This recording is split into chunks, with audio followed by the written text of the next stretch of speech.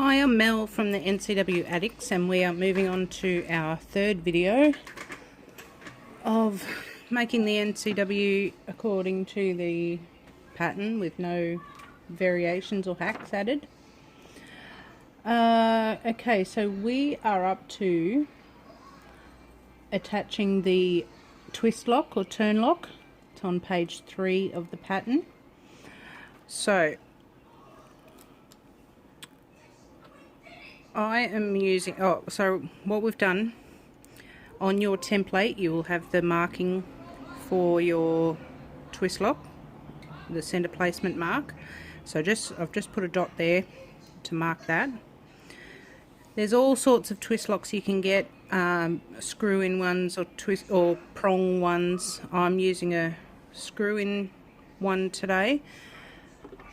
There's also all sorts of different designs and everything. Obviously, if you've got it with a border, you want it to make sure it's going to fit on the border, not a real huge one that's going to come sticking out.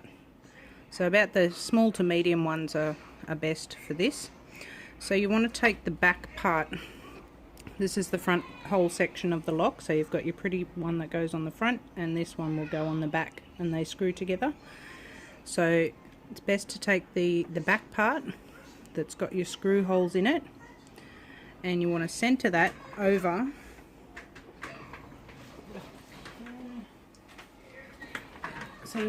center that over your center mark there.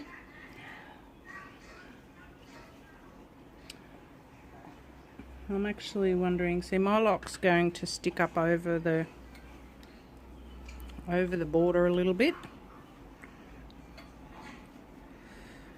That might not be alright. I really want to use this lock because it sort of fits with the love design of it, so that might not be too bad for this one. So center the hole over the center mark, and you want to trace around the inside of the hole. If you're using one with screws, you also want to mark the screw holes.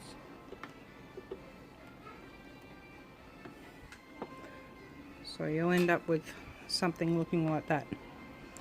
Now this is the part where a lot of people struggle with cutting through all those layers. For the screw holes, I like to use one of these gadgets, one of the leather hole punches. I might actually use a bigger hole just to make sure. Clean those extra bits out. So I'm using it about a number 3, depending on what punch you've got, whether that's relevant. And I'm just going to punch the actual screw holes.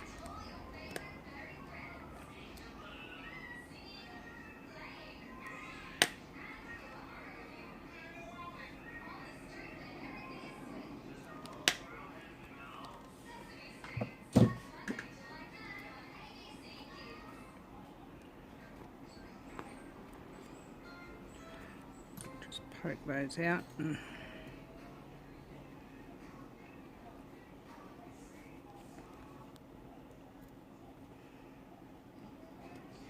Poke them out the other side. Now normally you would cut around the hole about 1/8 of an inch. You need to check your lock and see how much space you've got, the minimum space between the lock and the edge, because you don't want to cut your hole, obviously, that's going to end up bigger than the coming out the side of the lock. So cut around the outside edge of the hole, but don't go, say if that's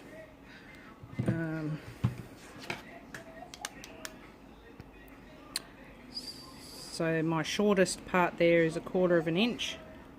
So just make sure you don't cut any further than 1/4 of an inch away from your hole. So what I tend to do, there's lots of ways you can do this. Some people have got the punches that you just hammer down they never work for me personally. So I get my seam ripper and I put it in there and start with making a slit. Be very careful. I start making a slit through the whole thing, through the middle. Sometimes if it's a smaller hole, I'll get the biggest hole I can on that leather punch and just punch little holes around the outside.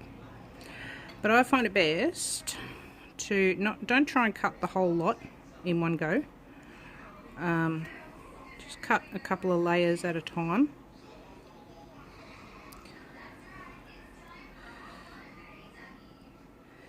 Now, because it's a one with screws, instead of just going around that oval that you drew, you can go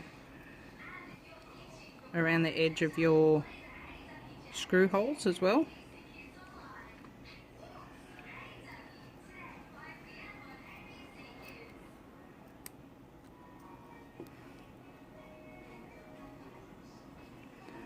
Just remember to keep it within that 1/4 inch.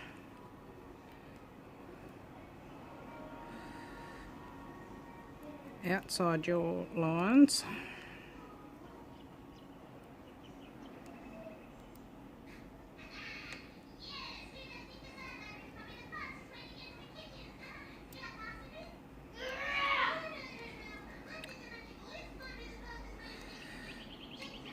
My 4-year-old screaming in the background there, if you heard that.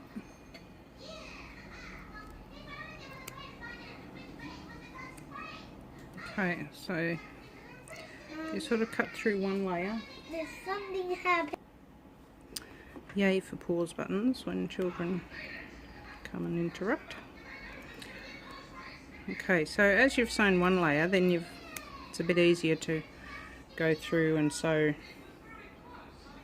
the other layers. Oh, sorry, cut the other layers.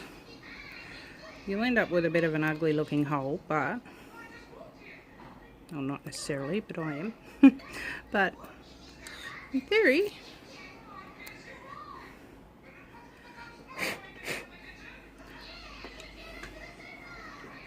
kind of looks like a heart. So once you've got your hole cut,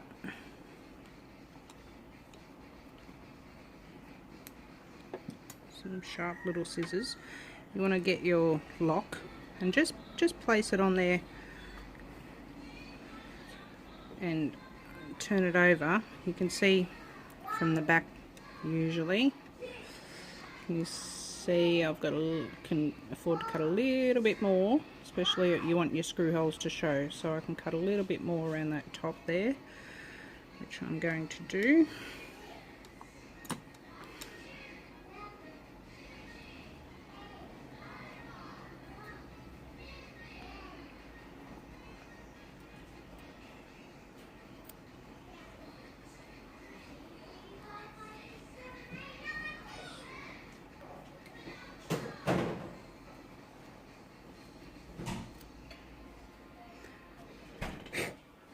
Quite often find that you'll have to go back and forth a few times to make adjustments. That might just a little bit more around that bottom one, and then that might be good.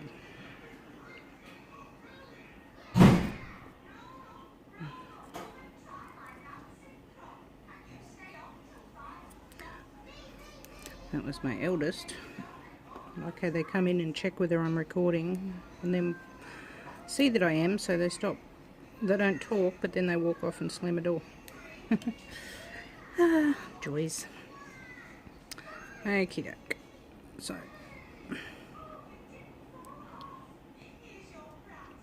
got that there. That will probably do the job. Okay, you don't want to pull on it too much because otherwise your flapper will end up out of shape. Okay, so what I like to do is get my trusty glue again and put some glue on the back, just a little bit.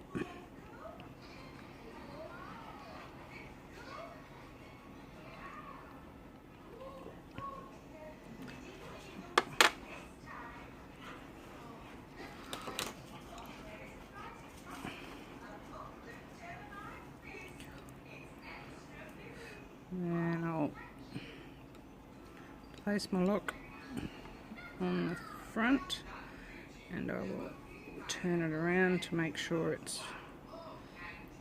all my holes are visible.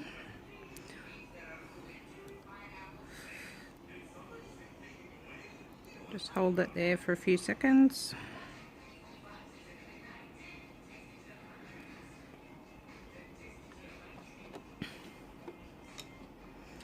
Okay, then I'll add some glue on so you've got the back piece that's sort of got a real flat side, and then the little bit more brushed side.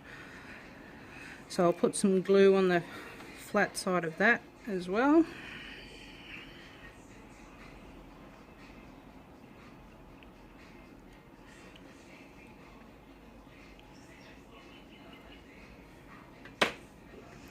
And place it on top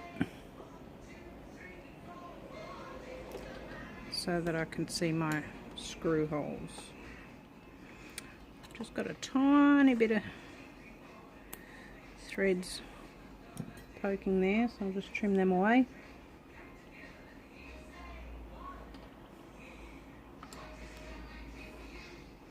Okay, so you want it so that you've got no threads. Trim back a bit further if you need to, and so that you can see your screw holes through the back there. Now hopefully I won't lose a screw. Now I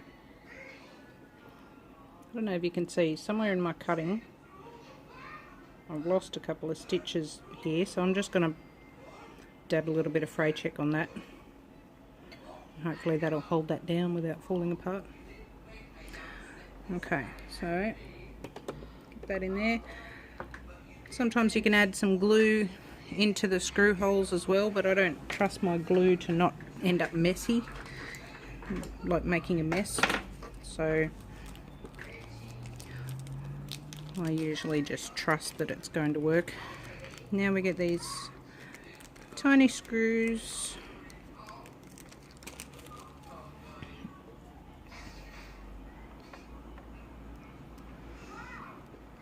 And oh, good start, don't slip. Normally I'd be doing this on a flat surface, but oh gosh, heart attack, nearly lost a screw in that slipper.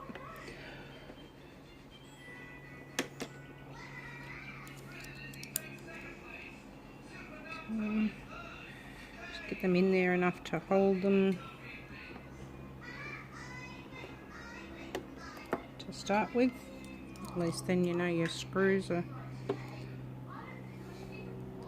haven't rolled away.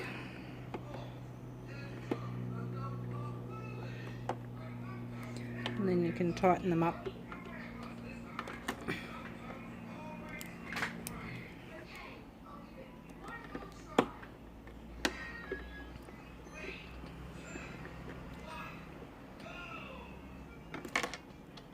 I used to have a better screwdriver and this little piece didn't fall out all the time, but I think one of my children have absconded with it.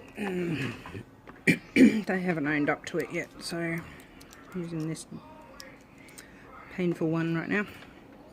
Okay, and there you have your twist lock attached to your flap.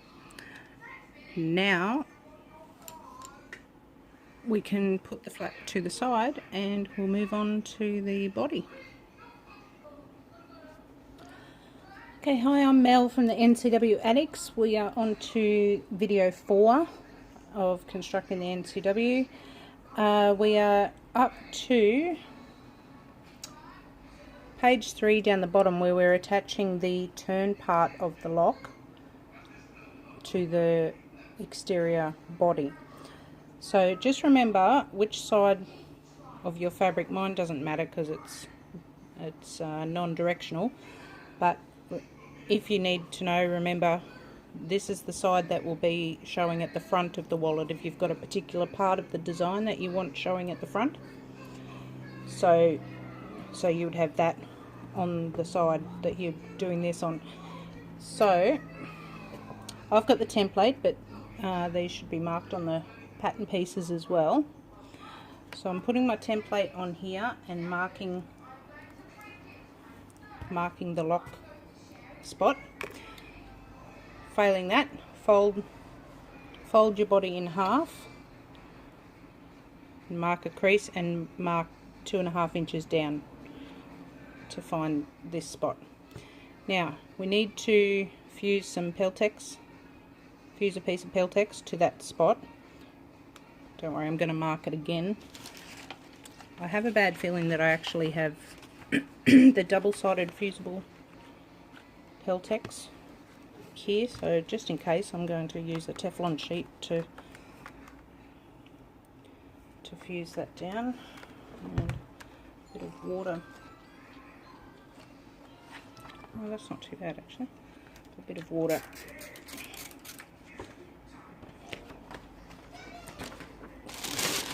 So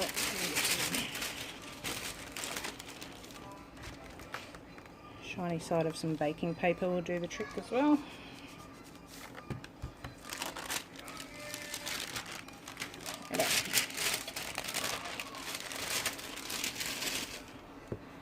Okay, and just go back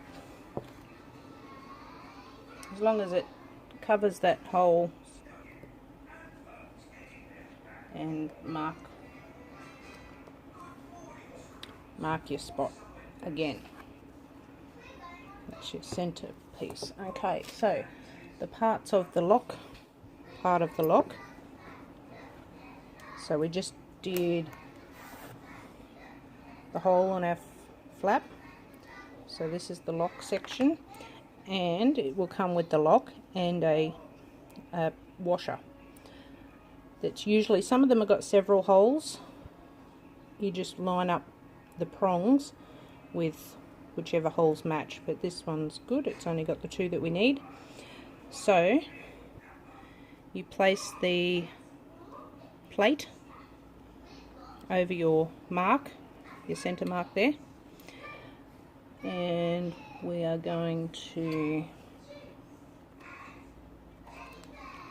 draw 2 lines.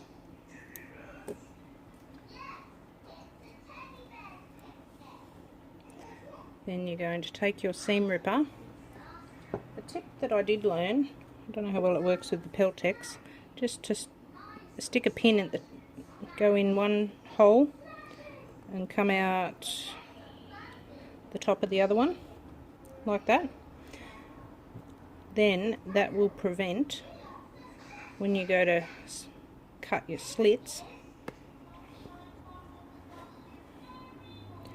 that will prevent you slipping and cutting too far, which I thought was clever, because that's a common mistake. You push a little bit to get through, and then all of a sudden you've cut way too far.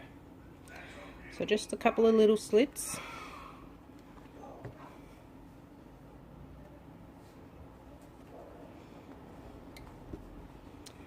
Then turn it back over and put your lock, sorry, get you in camera, put your lock through those slit holes. You can use a bit of glue under there if you like.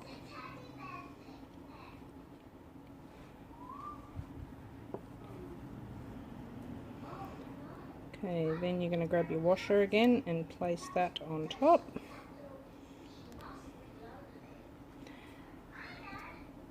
There's a bit of debate whether to fold the prongs in or out, but I always go out.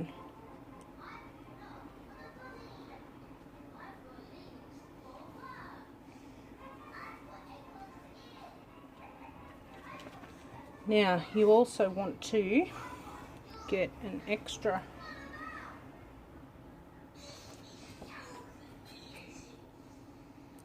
scrap of fleece or felt or something like that.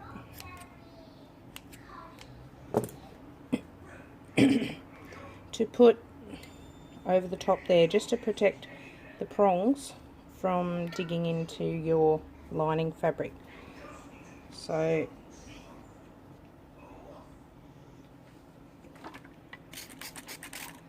you can, I quite often glue glue this down. I'm just going to give it a little bit of a press on the sides. Makes it a bit tricky with the twist lock sitting in there, but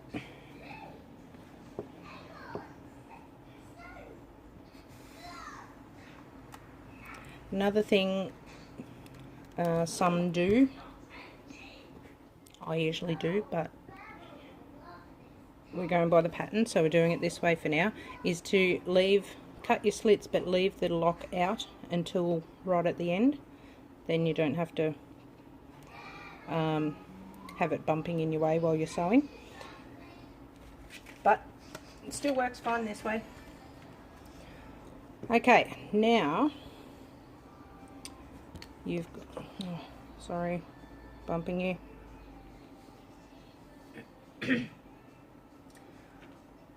Okay, just a sec while I get my ruler.